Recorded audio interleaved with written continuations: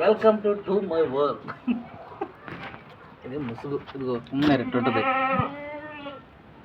అప్పుడు శ్వాస అనేది వెళ్ళిపోద్ది. Come okay.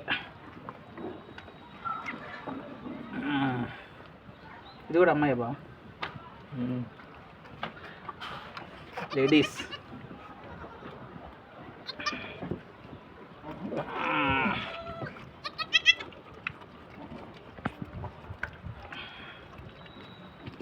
ఓకే